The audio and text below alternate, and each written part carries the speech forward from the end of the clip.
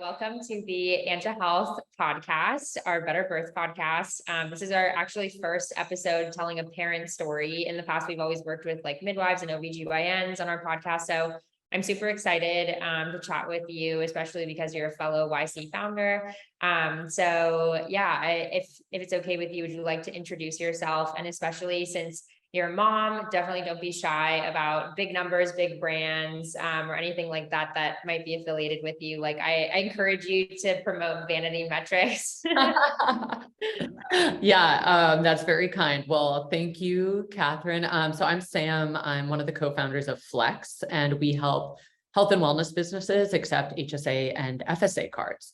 So that's what I do, during the day. On nights and weekends and really all the time. I am mom to a 1-year-old son who is just awesome and learning so many things these days. Before I started Flex, I've been in tech for the past, 10, 11 years. I was at Google for 5 years, wore a bunch of hats there. I was an editor at TechCrunch before that, working with a lot of startups to help them launch, and also had some stints at some early stage startups, most recently in fintech. So yeah, that's a little bit about me. Okay, awesome. Would you like to share any like numbers? Basically, I've been trying to think about how I can make like the lead as clickbaity as possible, like this, like $5 million back founder or whatever. So yeah, if there's any numbers you want to promote too, feel free to do that. Yeah, I guess, we're very early. So what I would say is like maybe Flex is unlocking the $120 billion that's contributed every year in HSAs and FSAs to allow consumers to spend that on things that actually make them healthy. So okay, that's probably kind of a big number nugget for you. Cool. Have you guys fundraised prior to YC? We have not. No, we started the company when we got into YC, basically. Okay. So, really started from scratch about 2 months ago. Okay, awesome. And what do you feel like your mission is in life, both personally and professionally? I think, for me personally, like fitness and exercise has always been such a big part of my life. That's actually what led me to start Flex, is realizing how strong a contributor those habits were to not just my physical well-being, but my mental well-being and like how I showed up at work and also how I showed up for my family. So I think, if I were to frame it right now, it would be around making like healthy lifestyle more accessible to more people. And also trying to model that, with my own family. So I guess you kind of covered this a little bit, but how would you describe what you do now professionally? I guess like more so, what does your day-to-day look like?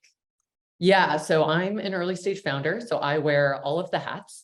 My co-founder, Miguel, is technical, so I do pretty much everything else. And that, changes day to day. It could be interviewing users, both about their pain points, but also showing them our product, getting feedback on mockups. It could be doing cold outbound, trying to get new leads. It could be supporting current customers, both on their implementation and then troubleshooting if there are any support issues. I do a lot of research into HSA and FSA eligibility because a lot of what we're doing just hasn't been done before. I've read a lot of IRS documents and also trying to build a network in the payment space to really help us make sure that our card acceptance rates are really high. So I spend time with the card networks and other, our payment processor, those kind of folks. So it really, really varies day to day. Cool. What problem do you see currently in the HSA, FSA world that you feel like is a part of your mission to fix?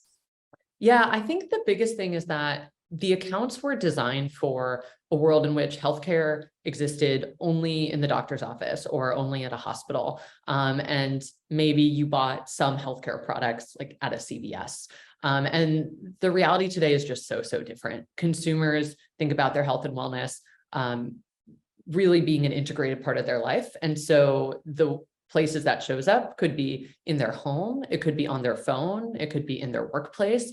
And HSAs and FSAs just from a regulatory perspective, weren't written to be used at any of those places. And so I just feel like there's this huge missed opportunity.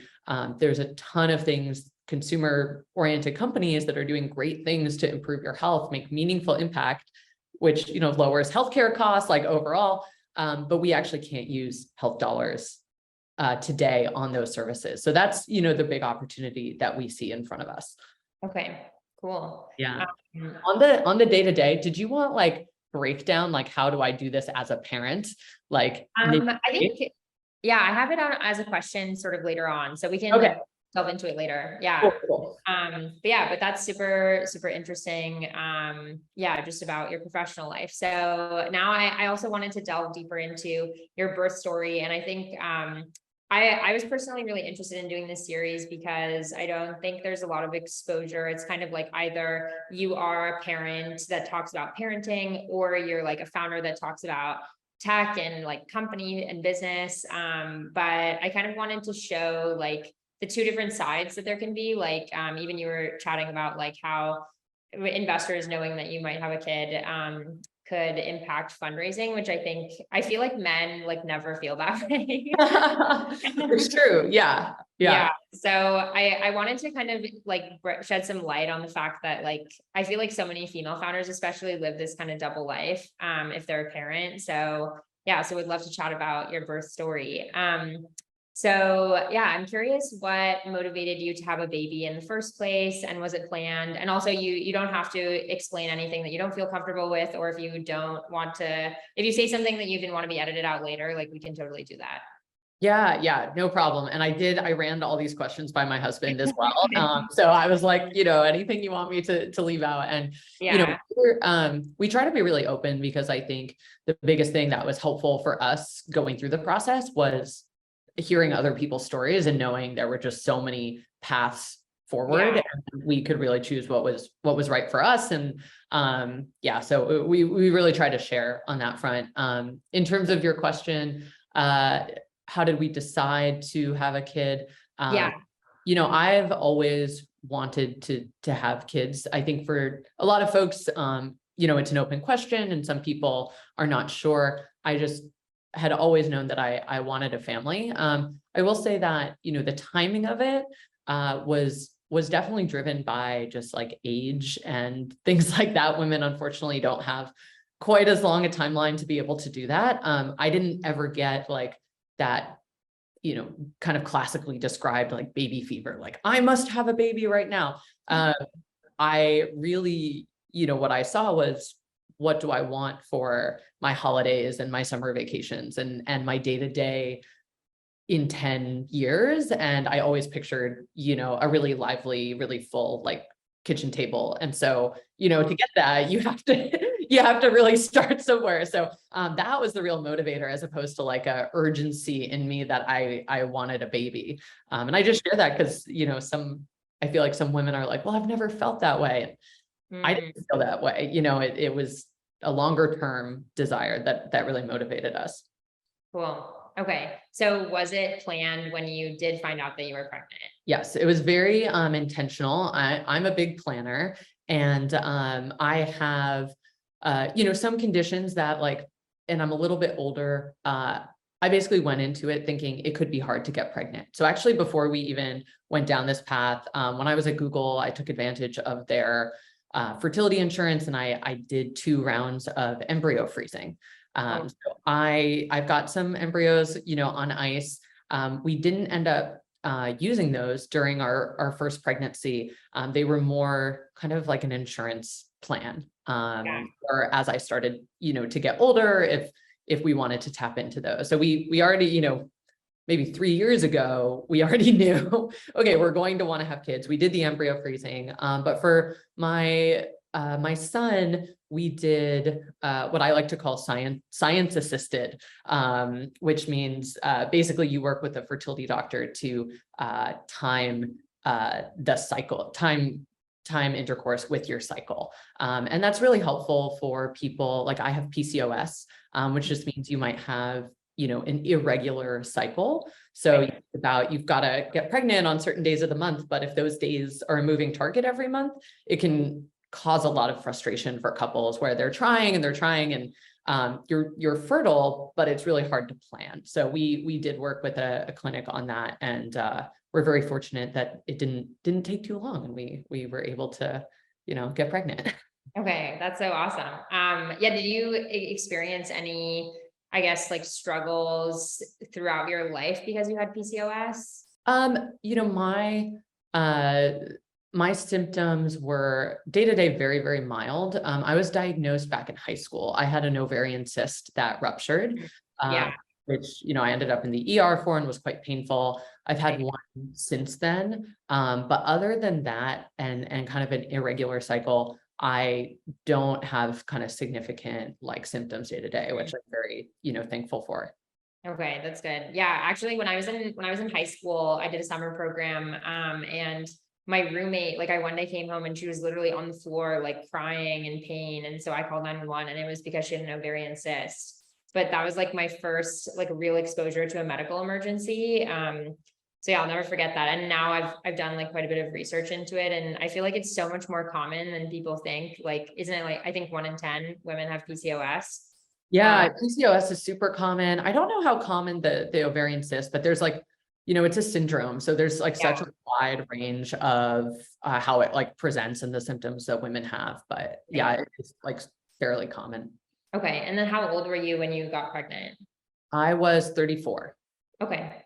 Interesting. So just before geriatric. I know. And that was definitely a factor. I was like, oh, I got to get one in, under the, yeah, I think it's funny because so many of my friends, are having kids in their 30s, and that feels very normal, I think, especially in a place like San Francisco. But medically, once I hit 35, I became geriatric. So I think we should petition for a different name on that front. But your risk just tends to go up a little bit. Yeah, it's interesting. I did a podcast episode this morning with an MFM based in LA, and he was telling me, like pretty much like just being in LA, like most parents that go to Cedars to see an OB who are pregnant are above the age of 35. He was saying his oldest patient was 52 and having a baby. So, okay, cool. So, how would you describe your family's structure, and how many folks would you consider a part of your family? So, obviously, my husband's a big part of it. So he's actually another founder as well. So, I feel like we have, a lot of logistics in our day to day. And then, we really consider our broader immediate families. They've been very, very involved, since my son has been born, and sadly, none of them are in the Bay Area. But they do, visit from out of state, like very often. We have visitors every single month. And so that's actually been, I feel like having a kid has brought that family closer together. Just everyone wants to see him, and it gives us a lot of good quality time. That's awesome. So how old is your son now? He's a year. He just turned 1 year. Wow. Cool. Do you want to have other kids in the future? Yeah, that's the plan. When exactly, TBD, but we're really happy with the first one. So okay, awesome. And I'm super honored that you used an Anja Health kit. If you wanted to chat a little bit about why you decided to get an Anja Health kit, and then also your experience with it. And then so we my husband and I, we're both, engineers by training, like we're both really into science. So, we going into this process, I even called it like science assisted, right? It's like we approach pregnancy from a pretty like quantitative lens when we thought about risk and things like that. And so we did all the testing, we did everything. So for us, when we thought about cord blood banking and the potential impact of that, it's useful today for certain conditions, but the hope and we really buy into the idea that it will be much more useful in the future. And so,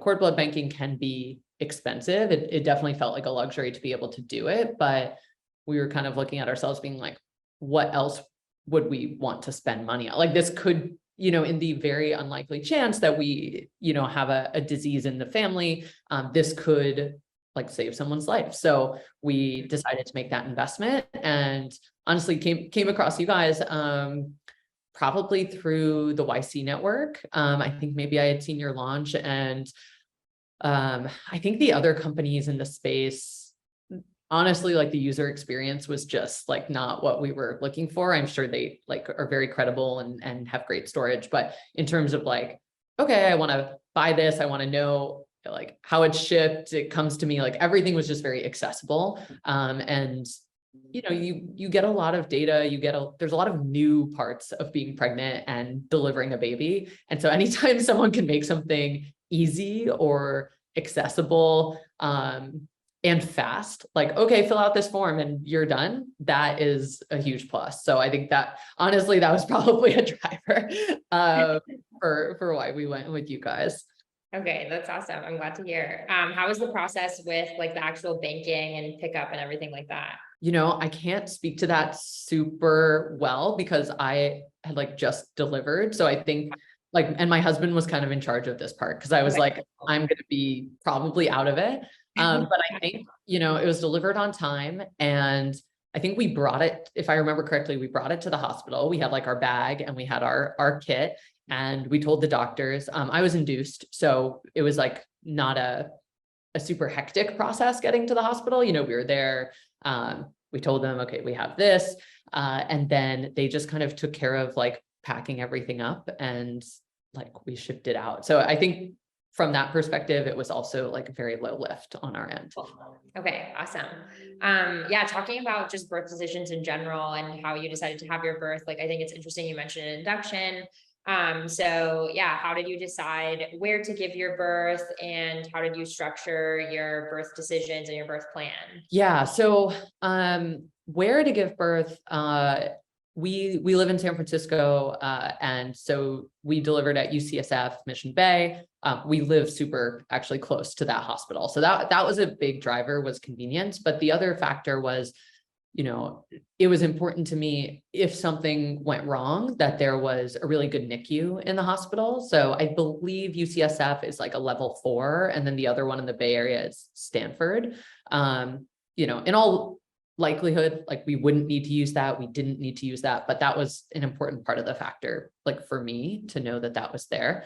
So that's where. And in terms of a birth plan, honestly, my plan was get the baby out healthily and if possible, minimize, you know, pain on my end. And so I felt like I had heard these stories with women who, you know, had a very specific plan. And then when they had to deviate that was really challenging for them and emotional. And I can totally see why.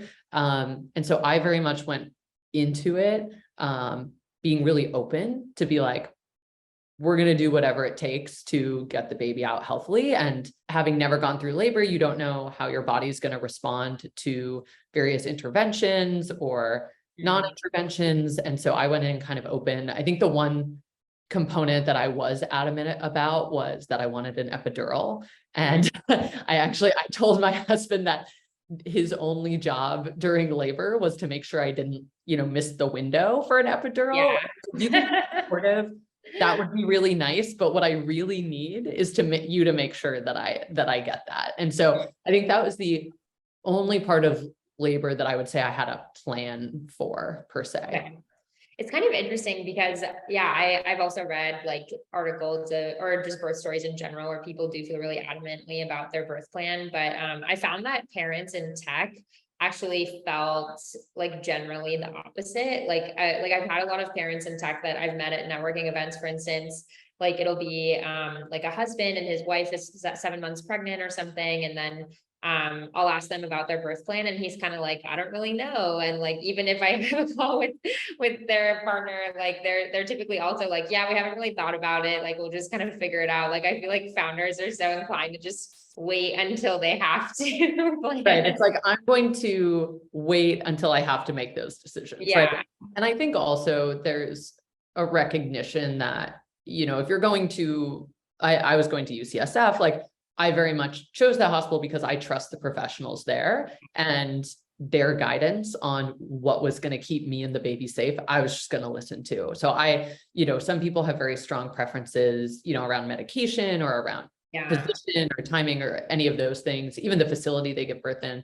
And I just was like, this is what I just deferred to my doctor, and that works well for me. Yeah. So I'm curious if you had any preferences with your birth team. Like, did you have a doula or a midwife? Or was it just like strictly an OBGYN? Yeah. So, we actually spoke to some doulas, and felt like I had some friends that had really positive experiences. So I was like, let me explore this path. And at least the ones that I met, not to say there wouldn't be ones that were a better fit, just like weren't really a fit. For me, what I realized I really wanted was an OBGYN that was like on call. um, that's really what I wanted. And that's not what a doula is. And so we ended up not going the doula route. All of my appointments leading up to labor were with OBGYNs, but actually in labor, I believe I ended up having a midwife involved, or like kind of leading the team. Yeah, And she, that's a UC. I actually learned this morning from this MFM that was on our podcast that's a UCSF specific like mechanism, because midwives are, I don't know the exact reason, but I think it's because they're generally correlated with like less interventions and then less complications. So UCSF opts to have like most low risk births default to a midwife. yes. And I think that's kind of what happened with us. Like everything was, I was healthy. I'd had a very straightforward pregnancy. I didn't have preeclampsia. I didn't have gestational diabetes, any of these things. So, to be honest, I think before labor, I was a lot more worried about who would be in the room. And then once I was in labor, like there's just a lot going on. Like the person that showed up, I was like, all right, you are now like, I think I remember being very anxious, like, oh, I won't know them ahead of time. Like I won't have a relationship and they're going to deliver my baby. And for me in the labor process, that ended up not being a factor at all. It was like, did they communicate well in that moment? Yeah. And that ended up being all that mattered. Okay. Interesting. Cool. So, let's see, I know you mentioned the induction piece as well. Why did you decide to have an induction? Yeah, two reasons. Well, so I had a blood clot earlier pre-pregnancy. I had been on birth control, hormonal birth control, and was on a long flight and ended up getting a small blood clot in my leg, which we resolved several years before the pregnancy, but just because of that and the age at which I had it, I was on some blood thinners throughout pregnancy. And so being on those actually means you can't also get an epidural while those medications are in your system. So I opted for an induction because I could go off the meds, 36 hours before labor, and then know that I was eligible for an epidural, as opposed to like waiting to go into labor naturally and then being like, I just took my blood thinner. And as I said, the epidural was like probably the only part of my birth plan that I was attached to. So that was one reason, but I think the other reason is there was I think a 2017 study that showed that inductions at 39 weeks actually reduce the risk of C-section, emergency C-section. And so I believe it's being offered more now as an option for women if they would like to do it, regardless of medical necessity. And that I'm sure that's going to vary based on institution. And I'm not a doctor, so I could be wrong here, but I have heard of more women being offered that of late. Yeah, that's interesting. Yeah, I feel like even the blood clot because of birth control is more common than people think. Like one of my friends had that happen. And so she wasn't allowed to, I've actually had two friends that happened to, and both of them weren't allowed to fly for like a designated period. And then like 2 years ago, I think Hailey Bieber made a YouTube video about how she basically had a partial stroke because of her birth control, and like a blood clot that resulted. So yeah, that's definitely interesting to think about. So yeah, I'm curious how you split birth decisions, or just decisions in general around your pregnancy with your husband, and also how you decided like if you wanted him and or others to be a part of the birth, like when it was actually happening, or like you said, you felt like you didn't have to necessarily be attached to the midwife. So Yeah, I'm curious how you thought about just like thought partners throughout pregnancy and then birth. Yeah. So, luckily my husband and I are like very aligned in our, I don't know, our values and kind of our life philosophy. And so, decisions around, how we would get pregnant and, what tests we would do and how we would approach labor. I was very fortunate. We were basically aligned on the whole thing. So it was like how are we going to decide? And more just our natural inclination was to land in the same place, which, may not be the case for every couple. So I'm kind of thankful that was an easy part of the process for us. And then, around delivery, I delivered just last August and there were still some COVID restrictions in place at the hospital. So I'm trying to remember, I don't think they allowed more. It could have been my husband and maybe one other person, but I'm not even sure. I remember when we were thinking about doulas, at the time it was like, would it be the doula or my husband? And I was like, no, I'm going to want him in the room. So we didn't have any other, friends or family there for that part, or even the 48 hours that we were in the hospital after that. It was pretty restricted visiting. And, I think that ended up working out really well. It just gave us, it meant the labor room was like not very chaotic in terms of, if you have some people bring in a lot of family. I think for me, that might've been like a little overwhelming. And then after, we could really just like be our new family unit. I have a feeling when we do this in the future, it will be different because we'll, of course, want to have our son meet, his new siblings within a day or two. And COVID's hopefully restrictions are lifted. So I think that'll be a different experience moving forward. Okay, cool. Yeah. Our most popular Instagram reel is basically of a midwife talking about how important the golden hour is right after birth and just not having others there. And I think it's our most viral because most of the comments are about like, I don't understand why my mother-in-law thought that she deserved to be in the birth room and all this stuff. And like people keep sharing it on their story being like, FYI, this is why you're not invited to my birth. Yeah. I mean, I will say there was definitely interest from our family in being there. Yeah. And, it's funny, our immediate family, we've got like 2 doctors, a pharmacist and a nurse. So there's, I think if everyone were there, it might almost be a situation of like too many cooks, in terms of like healthcare guidance. But yeah, so that's how we were this time. I don't know if we do it the same in the future. We'll have to kind of see how we feel at that time. I definitely feel now, having gone through it once, less like maybe anxious about there being some chaos. Cause I'm like, okay, I kind of know how this is going to go. Right. Yeah. I'm curious, how you thought about sort of relaxing during pregnancy or during birth rather, because I know like when I ask doulas and midwives, like what are the greatest ways to reduce the chances of complications? They're usually like, honestly, like the best way is to reduce anxiety in the birthing parent. So like, they'll talk about like patients watching like Gilmore Girls or like whatever, just to like help them feel calm. So did you feel like birth overall was easy? And also with that, like what kind of coping mechanisms did you use to make you feel calm? I think the biggest thing I did was go in with very low expectations. Like I basically went in being like, this is going to be terrible. Like, like this is, I am pushing a person out of my body. Like, yeah, all of the bad things are going to happen. Like it's going to be painful. It's going to be ugly, all of these things. And so I think that I was, not that it was easy, but it was not as bad as my expectations. And so I honestly felt like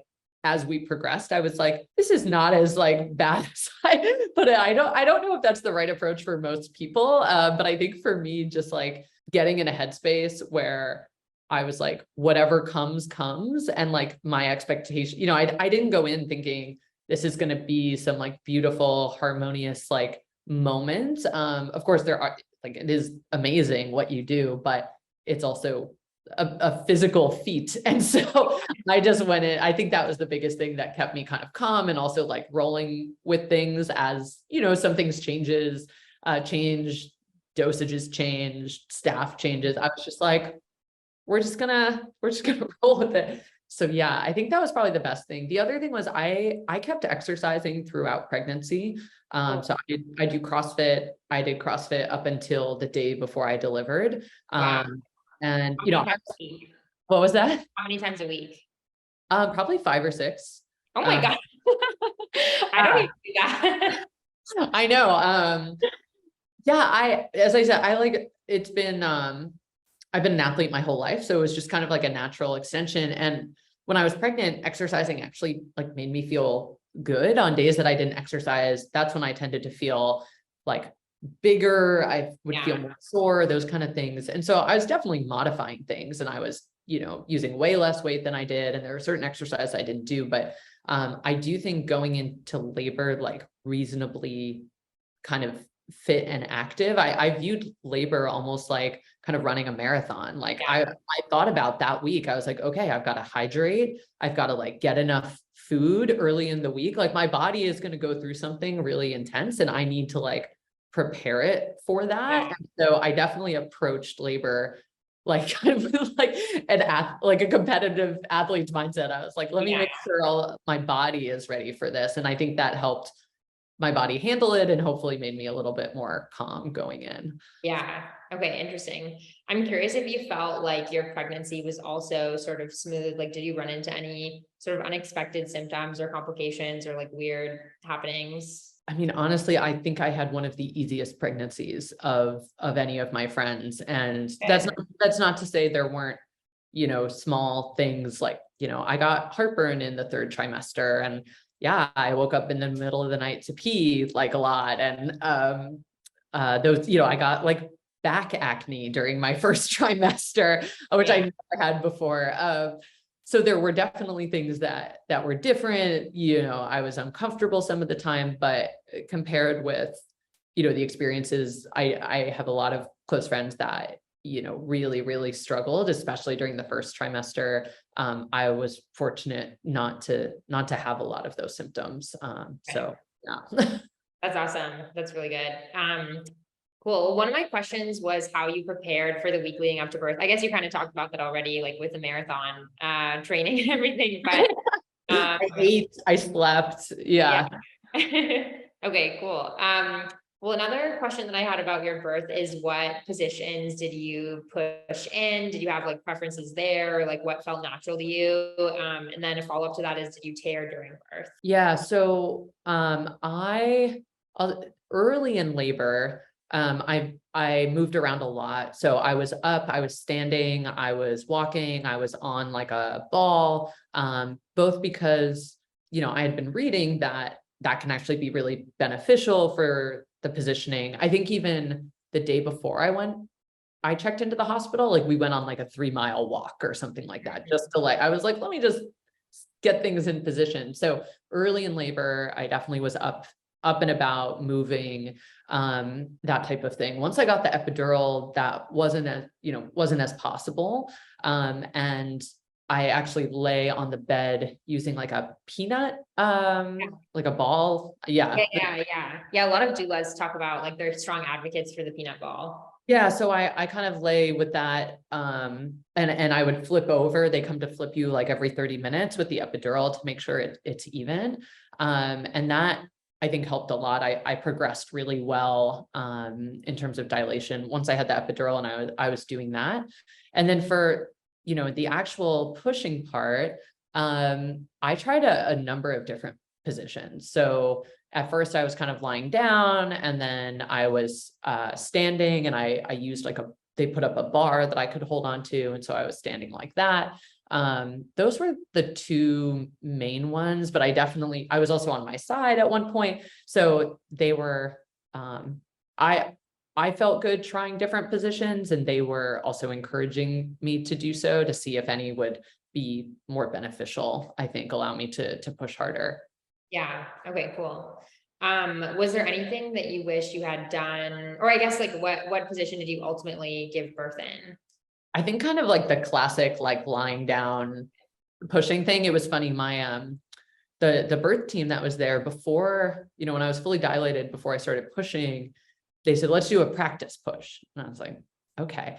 And so I do a practice push, and I don't really know what practice means. I guess it means you're going to push, but the baby's not going to come out. You're just going to do one. Yeah. They were kind of like assessing how I pushed, I think.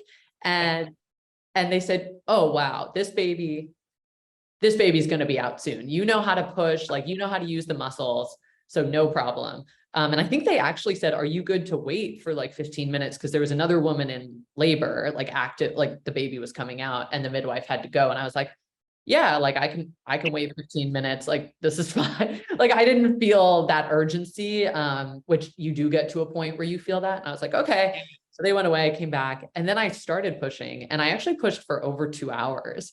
And I almost feel like I mentioned expectation management. Like, I think in the practice push, they were so confident in my ability that I don't think I pushed as hard as I could early on. And it wasn't until like 2 hours in when they're like, we might have to get like the forceps, we might have to like help you out here. And I was like, oh, I don't want to do that. And so I was like, that sounds like that could just complicate things. So then my husband's like, you just kicked it into like a new gear, and the baby was out in like 3 pushes. Like as soon as they're like, okay, he needs to come out now. And that wasn't that like lying down kind of, what you see in the movies kind of position. Okay. So you didn't want, like, you were strongly against intervention, it seemed like. I think at that point, if you need it, you need it. But forceps, I know that you're kind of grabbing the baby's head. There can be some, damage there. I felt like I was so far into pushing, and I just felt like I had more in me. I was like, whoa, you don't need to do that. Like I got this. And so I think, in the future, I'll probably push hard. Not that I was like slacking off at the beginning, but they're like, your pushes are great. Like, your practice push was awesome. Then I was like, why is this baby not coming? Yeah. So, I think if if they needed to use them, I was going to be okay with that. But I was like, let me give this a real try. Yeah. That's funny. Cool. Is there anything that you wish you had done differently for birth, or anything that surprised you? Yeah. One of my cousins gave us this advice. They're like, breastfeeding, having a little kid, there's just a lot more liquid than you expect in like every sense. And that was one of the few pieces of advice that I got when I was pregnant, that I was at the end, I was like, that was true. Like, and it was surprising how much there was, but I always had that kind of phrase in my head. And so, I think that made it it normalized it. But I guess that was probably something, that came up. Did you poop during birth? You don't have to answer if you don't want to. No, I honestly probably, but I don't explicitly remember. Like, there's I've had a lot of providers tell me that even if it happens, they'll usually just like scoop it away so fast and nobody talks about it. Yeah. Like they'll put something like under you. Cause as I said, like there's a, your water broke, like you're pushing something out. So there's a lot of liquid there. And I knew that they were, occasionally would kind of help me lift up, and then whatever mat they had under me they would just like change out, very quickly. And that area had a whole lot of different things on it. And it's very possible that poop was one of them, but I don't explicitly remember. I think a lot of women go into labor being like, oh my God, it's going to be so embarrassing when that happens. And at least for me, I was like, I do not care. Like stuff is happening with my body, and it's just what it is. Okay, cool. Well, I'd love to move into sort of the postpartum, because I feel like this, especially, like, so many parents spend a lot of time reading into birth and pregnancy and just how to prepare. But I feel like people feel the least prepared for postpartum, at least from what I've gathered. So I'm curious what your typical routine was like after birth, and how did you go about finding a routine, especially when it comes to like breastfeeding with your son and everything like that? Yeah. So we had a lot of family that came to visit right after birth, which was really, really helpful. And I think one of the things I did, just anticipating how chaotic and like sleep deprived that time might be, is I was really explicit with them that this was not a visit. They were there to help, and they could obviously see the baby, but like, and so far as to like, I don't think they actually ended up using this, but I put together a Google Doc that had like, here's our standard grocery order. Here are the places we like to order from and like our order. Like, and like, I think the Google Doc is, you're like, if you're asking how to help, here are 5 things you can do. And it was like, don't feel like, what should I do? Because then I have to, take on the mental load of like kind of directing, people. And that I really wanted to just have off my plate for a couple of weeks. And so, big thank you to our family. Like they took that in stride. And my mom came first, and her thing was like, she just cooked all of our meals. She did laundry, she obviously like held the baby and like really like valued that time. But honestly, she was mostly there, like supporting me and my husband, and like just keeping the house going. And then my in-laws came after that. And then my sister came after that. And so I think we had like over a month of people in the house, like providing that support. So that was really helpful. But I would definitely encourage people, because I know hosting guests can be a lot, or like people come to visit and you feel like you have to, care for them, plan meals for them. And so I was just almost probably to a point where it was a little rude, was like very explicit ahead of time about what the expectations were when they visited. That was a huge piece of it. That's awesome. Yeah. Like I've spoken with doulas who, like postpartum doulas specifically, they always instruct family members, like if you're coming, they have a chore wheel and they're like, you better like do a load of laundry, or like bring a frozen meal for multiple days, or like you're not here to just like hold the baby, like you better be doing something. You're here to work. Yeah. So that was a big part of it. The other thing to, just be transparent, we had a night nanny. Starting when did they start? A few days after birth. And she came in 6 days a week. And she would come from 10 p.m. to 6 a.m. And that was life-changing, like super, privileged position to be able to afford that. It's very expensive. There's also a reason why, I had kids in my 30s. I had worked at Google for 5 years. Like, we planned for this, like in our financial model. I was like, I would like a night nanny because I knew I'm someone that needs a good amount of sleep. And I think postpartum depression is a very real thing. And I knew for me, probably the biggest risk to having, more than the baby blues, but having significant mental health challenges was just not sleeping. I had seen that like at other points in my life when I just don't get enough sleep, I didn't get depressed, but I was not, my best self. And so that was something we had, as I said, we planned for, we knew ahead of time. And if you can, make budget for it, even if it's, a few nights a week, 2 nights a week. I know people that have done it. It was like hugely helpful. And so, that I just want to be transparent that like, that was a big part of us having such a positive experience early on was, my husband was getting like, he's a founder. So like he was getting like, he was on pat leave. We took it at the same time, and he was getting like 7 hours of sleep a night, and like someone was doing all the cooking and like, and he was there supporting me with the baby, but like he was in great shape. To your question about breastfeeding, for about the first 2 weeks, I did wake up at night and nurse. And then once kind of my supply came fully in, I started pumping. So probably, about 2 weeks after I delivered, I would, was able to pump enough milk. I would make a bottle and leave it for the night nanny. So she did that middle of the night feeding. So I was able to get like a 6-hour stretch starting pretty early on. And I think that made a huge difference. Okay, cool. So what would the night nanny typically do? Just do nighttime feedings and things like that? Yeah, I mean, that was kind of my question. I was like, well, what are they doing? I think babies at that time are still, they don't know how to self-soothe. So a lot of times they might wake up a little bit and need, a little bit of like rocking to go back to sleep. They might be pooping or peeing in the night. Our son was like very sensitive about having a wet diaper. So sometimes he wasn't hungry, but he just needed to be changed, and she could do that and put that back down. And so you think about, like, even though I got up to nursing is only one part of the thing when you wake up at night, you get the kid, you nurse, then you've got to, sometimes you have to change them, then you have to soothe them back to sleep. So even if you're only nursing for 20 minutes, if you're doing all the other things, you might be up for 45.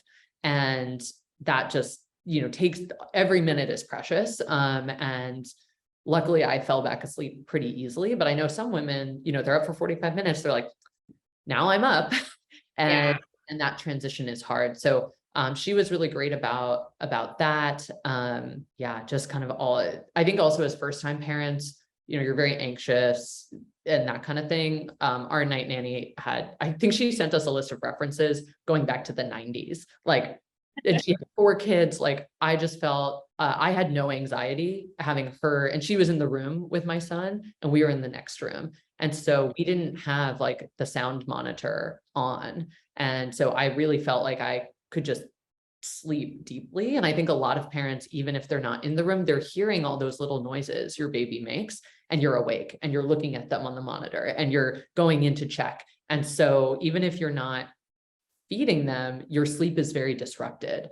And so that allowed us to really actually sleep when it's nighttime.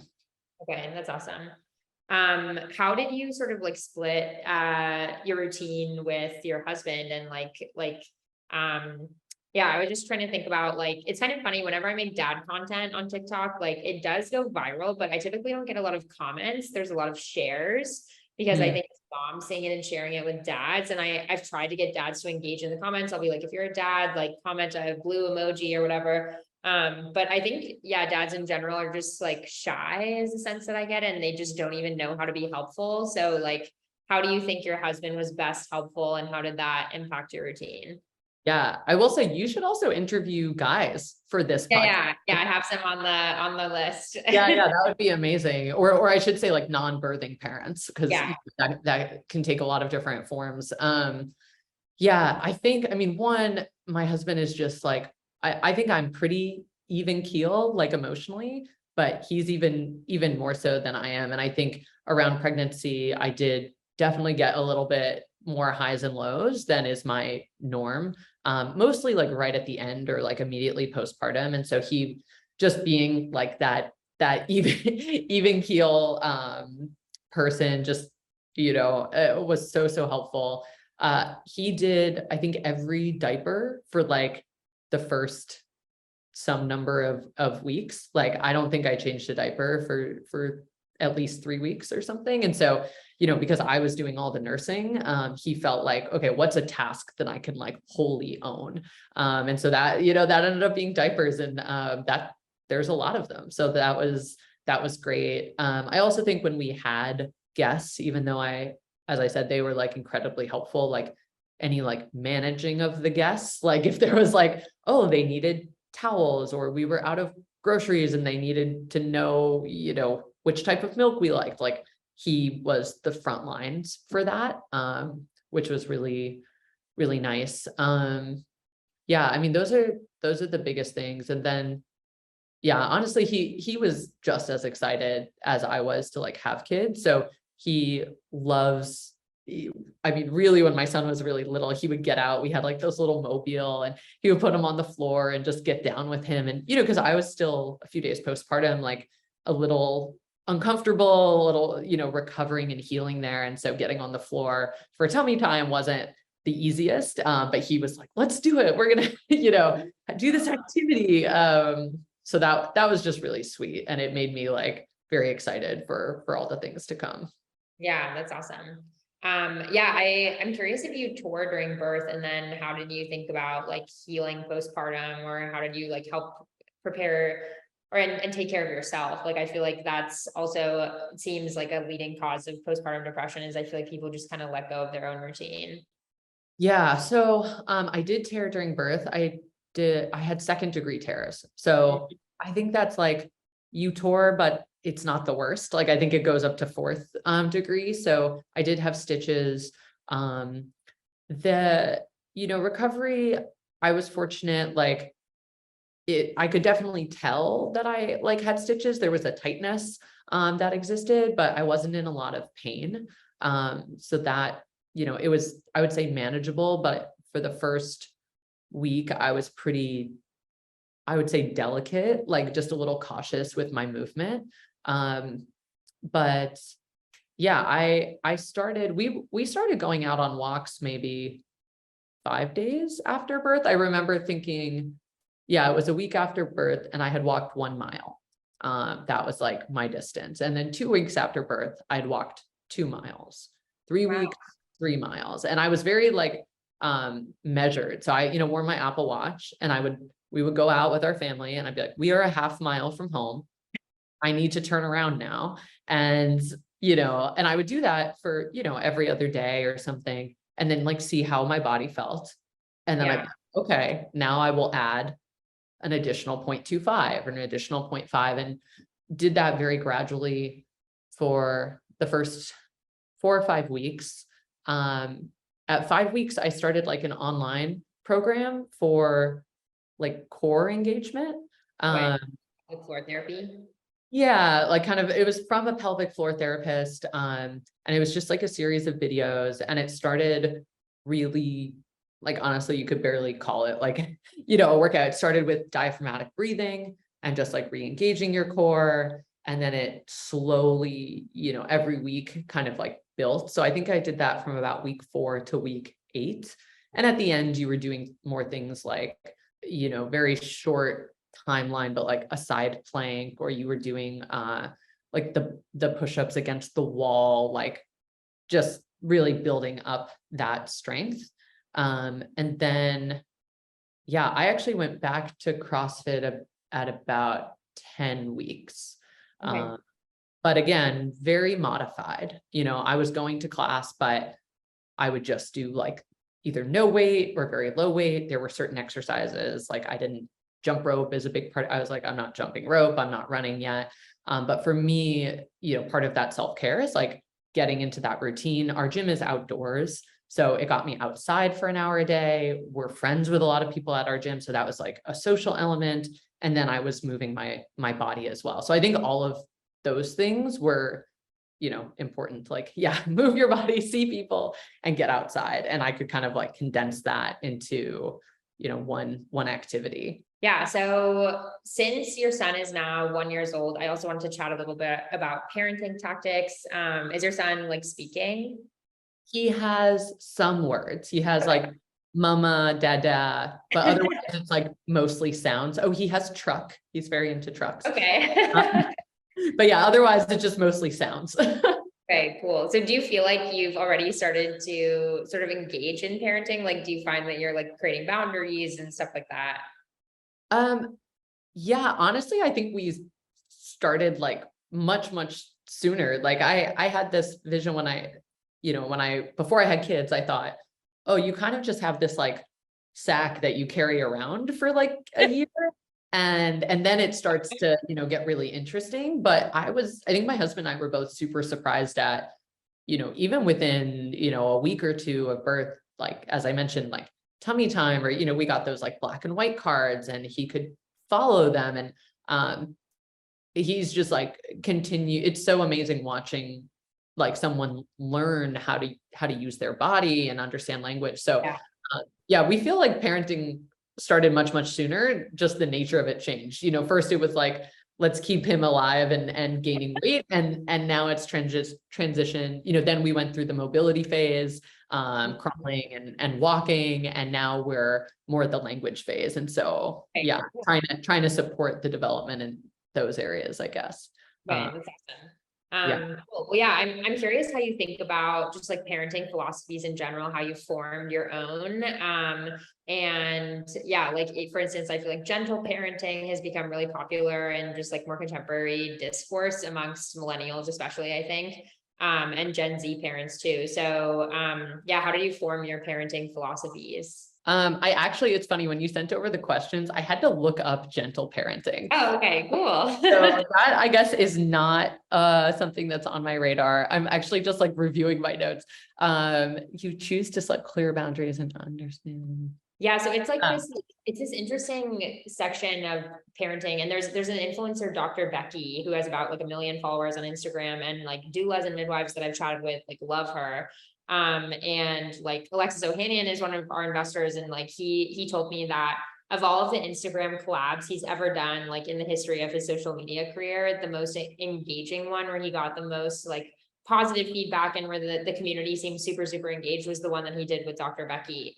Because I think parents, she just has like this sense of like cult following where it's like, treat your child like an adult, like don't create like toxic boundaries. Oh, I see. I see. Yeah. I will say, I read a couple of books before I delivered. And then once we got in it, and got busy, it's kind of learn as you go. But I think that the one kind of philosophy that my husband and I looked a lot into is Montessori. And it sounds like there's some similar underpinnings that you kind of recognize the child as like a whole person and, recognize that if they are, being fussy or if they are frustrated or angry, like there's actually a reason behind that and that they're just, not able to express that in the way that, an adult would. And so meeting them where they are and helping them like navigate that.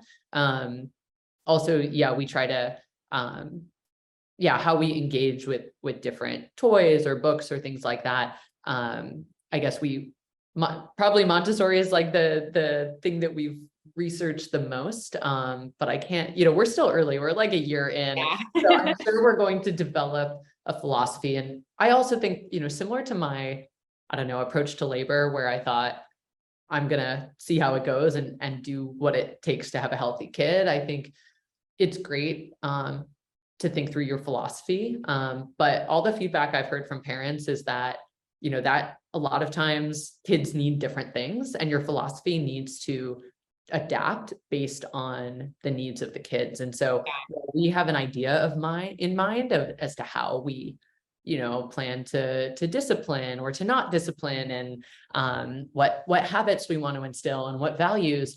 How that actually happens, I think is going to vary depending on like the person that comes out, and how they respond to that. And so I think we're just kind of open to learning as we go.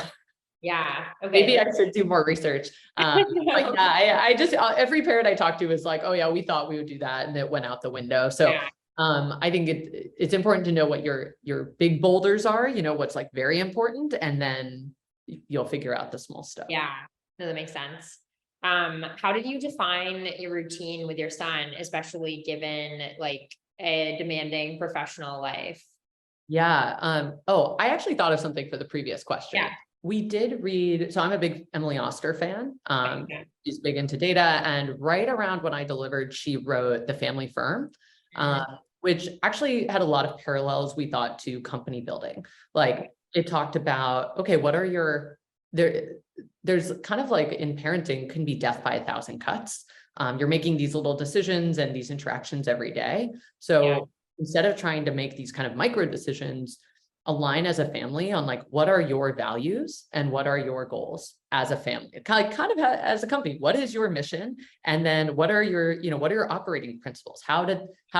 What's your mission? What are your values? And then how do those manifest every day? And what are some habits or routines you can build in to reinforce those values? So that is actually a discussion my husband and I had, like, what are our family values? And there's obviously no right answer here. For some people, it can be, though it's kind of frowned upon now. Some families are, about achievement. Other families are about, we want our kids to be independent. Others are that we prioritize creativity, whatever works for your family, that, set your kind of high level mission and then the values you want to instill. And then we even talked about like, okay, like what would a Friday night when our kids are like 3 and 5 look like? And how does that tie into the values we're trying to instill? So does that mean we're playing board games? Does that mean we're all reading books together? Does that mean we're watching a movie or we're cooking together? Like, and how does that tie into the values we have as a family? So I guess it's not exactly a parenting philosophy, but we did really find that helpful as a framework.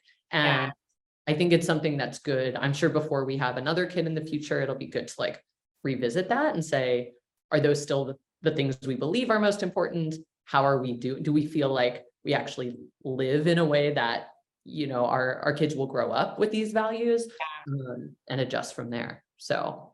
Okay. Yeah, that's super interesting. Yeah. Cause I feel like like my family growing up, I grew up with a single mom basically, and she was always working. So like, I honestly rarely had like family dinners, but I know like I have some friends that that's really important to them. And so I feel like to me, like I've always thought about in the future, like that would be something really important to me, is just the concept of like family dinners, because I feel like I lacked that as a kid. So yeah, that's a good like first principles thinking. It is. It's really start from there. And the great thing is you get to choose. So some people Yeah. want to emulate what they had as a kid. Some people want to do something totally different. And, and if you have a partner, you guys get to decide. And it also, I think, is important to know, like, it doesn't have to be static. At least I don't think so. Your lives change. You learn a lot, your kids evolve. And so what was important to you 1 year, 3 years later may not be at the top of that list. But I do think starting from a place where you're intentional about it as much as you can be, it can be really helpful. But again, we're like 1 year in. So, talk to 5 years, I'll be like, yeah, we didn't do any of that. But that's how we set out to do Yeah. this. It would be really cool, I feel like, when your son is older, to listen to this, if like, if Spotify and podcast is still even a thing. Yeah.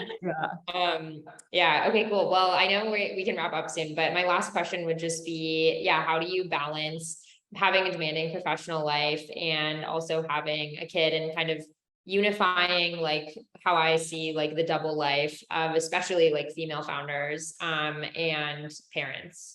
I think a lot of people think, having a family and a demanding career don't go together. And it's definitely, challenging.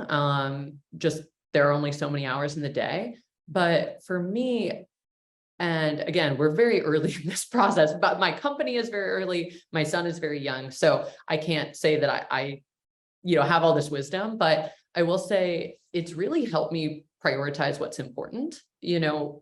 It's a very short list of things.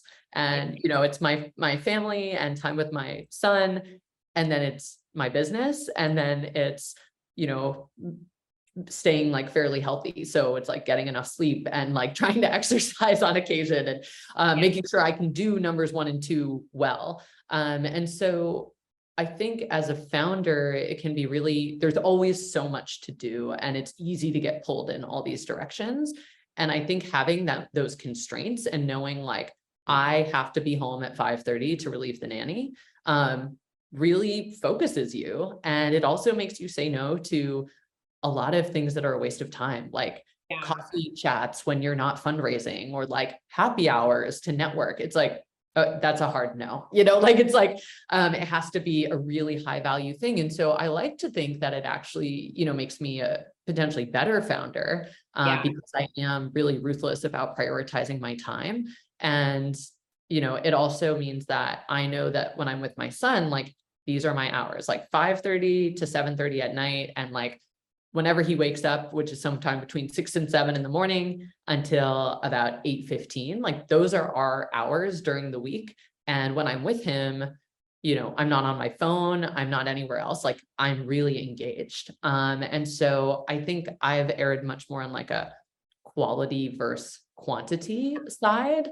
And, so far that like seems to be working. And that's not to say that happens every single day. Like I'm in YC, sometimes we have evening events. And so that's a choice that I make to be away from home those nights. And it also means, my husband and I, we have to coordinate. So like on Sundays, we go through the week and we're like, okay, I have an evening event Thursday.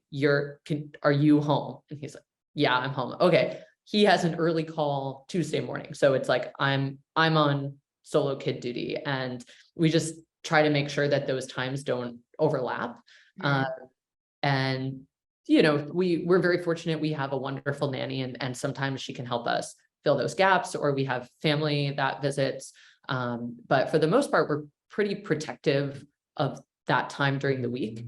And then, on the weekends, usually Saturday is like a no work day. It's like purely family. And then Sunday, depending on what's going on, like we might do shifts. So I might have Tommy, in the morning, and my husband will have him in the afternoon.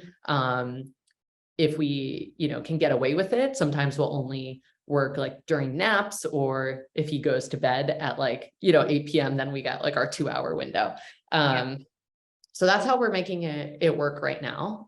Definitely a lot less downtime. Like sometimes my friends will be texting about something like in pop culture in the news, and I'll just have like no idea what's going on. I'm not scrolling Twitter maybe the way I used to be. But as I said, I think I eliminated things that don't contribute to either of those goals. So we'll see. Yeah. Again, super early. I'm sure there's going to be weeks and months that this dynamic does not work, and we have to find some other solution, but that's how we balance it right now. Yeah, no, that's awesome. I mean, I even felt the same way about being a founder. Like, I feel like it helps me like center my life, and things that I used to like spend a lot of time worrying about just seemed like way less important. And so I like having, like a short list of like really, really important things to do. Okay, cool. Well, yeah, that's all the questions that I have. I know that I took a lot of your time, so I really appreciate you being on our podcast, and just sharing your story and being vulnerable. Yeah. Well, thanks for chatting with me. I'm really excited about what you guys are doing. And hopefully, talking about this stuff just makes it that much easier for other people. Yeah, no, definitely. I think it'll be really interesting. Okay, cool.